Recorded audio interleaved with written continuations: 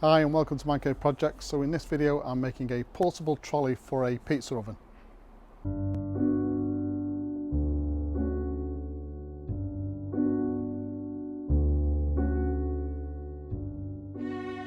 Okay, so this is our pizza oven, tabletop pizza oven which I've built. So this is the dome. This will be sitting on our cart or our piece of garden furniture. So I need room for that and also a work area at the side. Okay, so the two factors that are going to influence this build, one is cost, because I want to make this as cheaply as possible, and the other one is strength. So it needs to be quite strong. Even though the pizza oven is not that heavy, it then has to have a sort of a floor put in as well. So I need it to be quite strong. Two ways we can go about that. One is we can buy quite a wide profile piece of wood and then we joint it, and what's going to happen here is we're going to have a bracing bar coming across here, which I'll show you in a minute. Or the other way, if you want to make it as cheaply as possible, you get something like this, which is stud wall timber. It's the cheapest timber that I could find in the DIY store, and then you simply just screw two together, being offset like this, and this is actually your joint. This is by far the easiest way I found anyway to create a really strong base that has good load bearing. So what I thought I'd do is I thought I'd make one side of this piece of furniture to speed the video up, but also to show you instead of sort of talking through it and then you have to visualize it. So this piece is there. We've got this brace which runs along. We've got two supporting struts which obviously keep it nice and sturdy, and the reason that we have this piece on the top, so basically what I've done is I've measured that to there and then included on the top the same profile wood but on its end, because what's going to happen now is let's say that this part is for the pizza oven, so I'm now going to put cross members for that floor, and then that'll be a really strong base, and then obviously there is another one of these on the other side.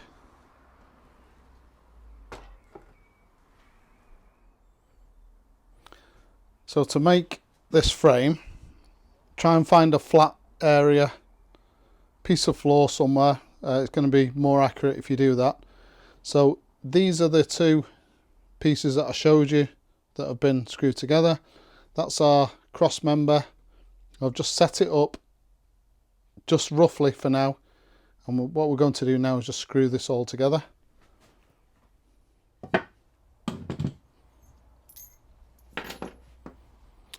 Okay, so what I'm going to use is a framing square. You can't really do jobs like this unless you've got basic equipment like a framing square, and the reason I'm using a framing square and not a speed square is we need something, the longer this piece of kit is, the more accurate this is going to be. So I'm looking to see how square it is.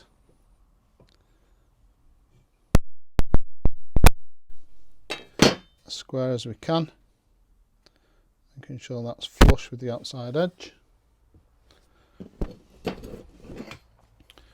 Checking it again.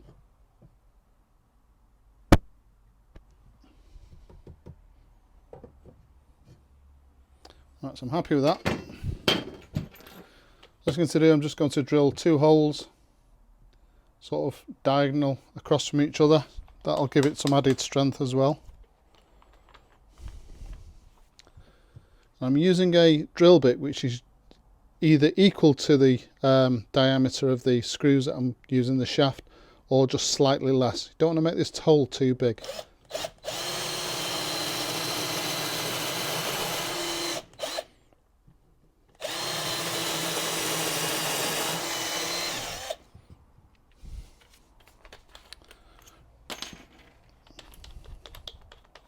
So next you want to countersunk this.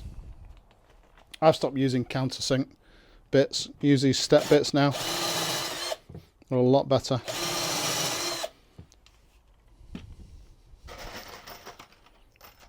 And screws, make sure you're using screws that are designed for outdoor use. So these are Spacks, quite expensive, but they're well worth it.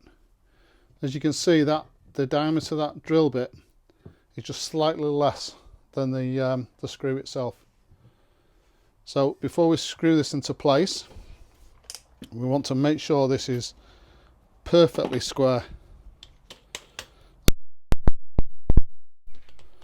One screw in first.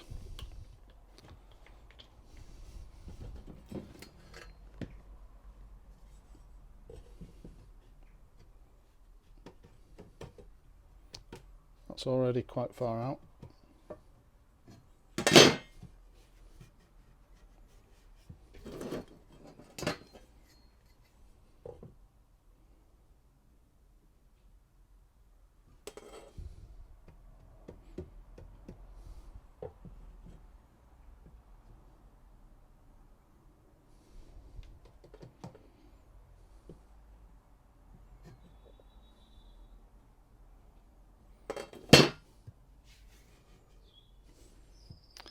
Right. Hold all into place, choose a screw.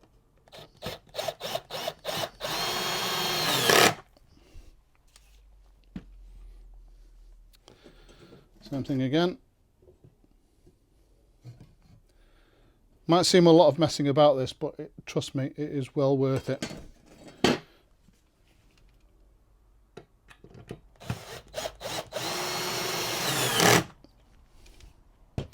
And then obviously we move on to this side. So the next thing to do is we want to put these bracing bits in. It doesn't matter what size these are. I am thinking of maybe putting a shelving underneath, so I don't want these too big. But as long as they're the same on either side, and again I just fit these in with whatever lengths of offcut I've got. Because I've already done one, I just roughly want to sort of be the same on both sides of the table. So these bracing bits are basically just two 45s in opposite directions. So obviously I've already got one from the previous wood that I have cut. Just want to do this one.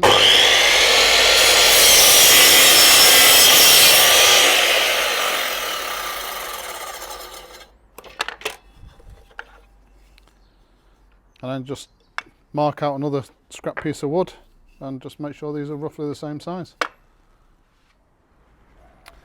Right, the next thing to do is to just pre-drill these. Because this is rubbish softwood, if we just try and put a screw in there, it's going to split all the way up there. So it's best to pre-drill it. Same drill that you used before. And because this is on a slope, the best thing to do is to go in at the angle that the wood's cut at.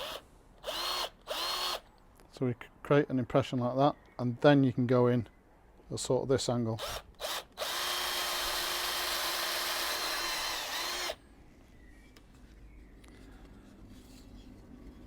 Same on the other side.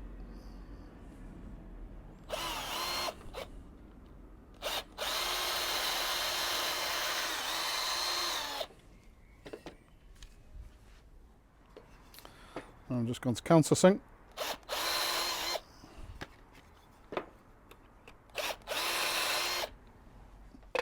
Right, so when we're putting these bracing pieces in place, if you've used this method of bolting one piece on top of the other, this becomes really easy because you just take a scrap piece of wood, obviously the same type of wood that you've got, either an offcut that you've got or I found some in the garden. So when we place that on, it just sits there perfectly. And then because we haven't pre-drilled this, it's going to be a little bit tougher, so you just need to apply a lot of pressure so that when the screw goes in, your wood doesn't come out like that.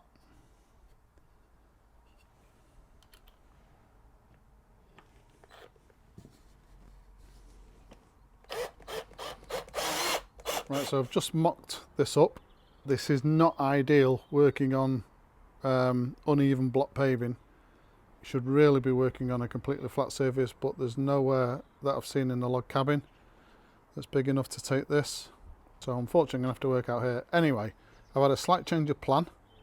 So this is a little bit of a different design to what I envisaged, which is why all of these pre-drilled holes now in this wood are they're out, so it should be in there, but you're not going to see this. So this is where the pizza oven is going to sit, and what I'm going to do here is I'm going to get some wood, some flat sheet wood, and build a frame around all of this, line this with plastic and pour the refractory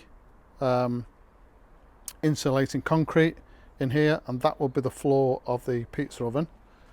And then here I'm just going to build a frame with whatever's left of the stud wall timber, and I found a piece of floorboarding, 18mm floorboarding. I'm hoping it's going to be enough, so I'm basically going to floorboard this bit, and that'll be our work area. I've had a look at 18mm marine ply, and it is so expensive. I'm not going out and buying a sheet of that. 20 quid for a tiny piece to go in there, no chance.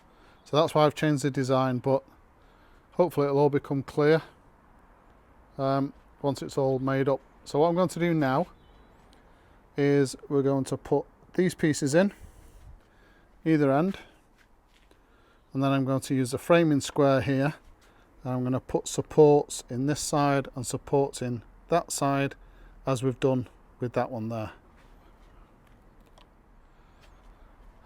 Right, so once all this is square, the next thing to do is fasten these down, but we need to make sure that the top is square now. So I'm going to measure corner to corner and then just jig it about until that's square, and then we can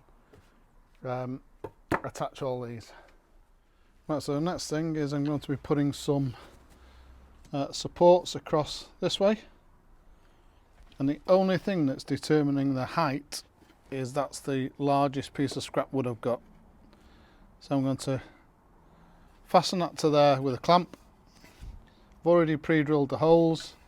They're going to go underneath to be hidden, so obviously I'm going to have to do this from underneath, but that's basically what we're going to do either side, and then we can assemble a shelf when I find some more scrap wood.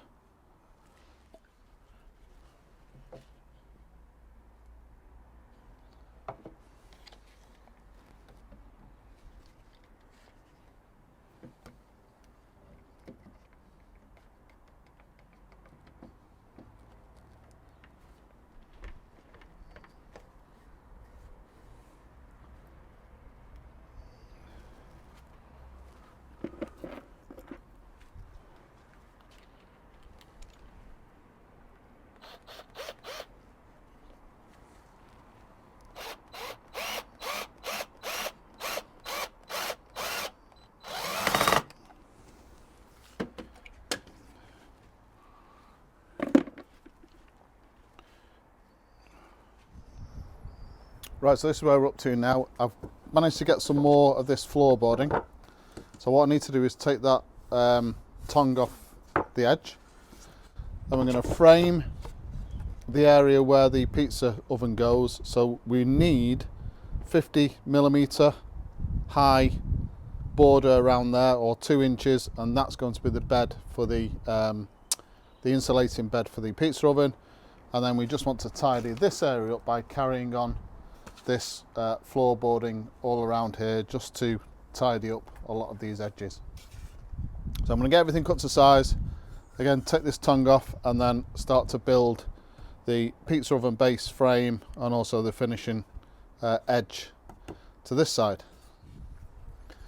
Right, so next thing, now I've cut these down, so I want this to sit 50mm or roughly 2 inches above this this wooden platform. So I'm just going to measure 50mm, a line straight along, and then we're going to fasten these in place, and that line will give me a reference point of where to drill in.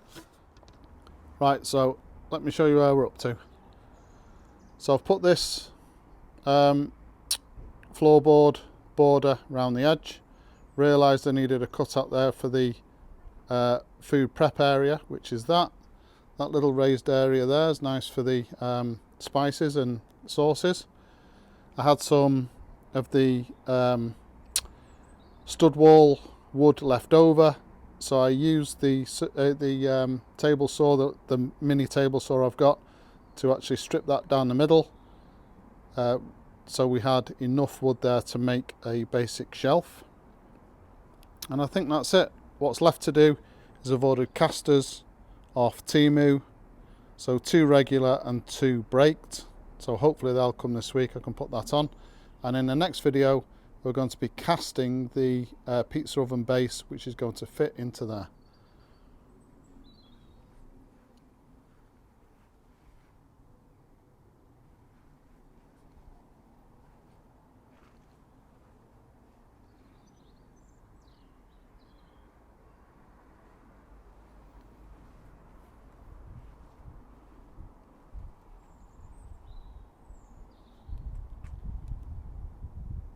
Right, so that's our pizza oven table virtually finished.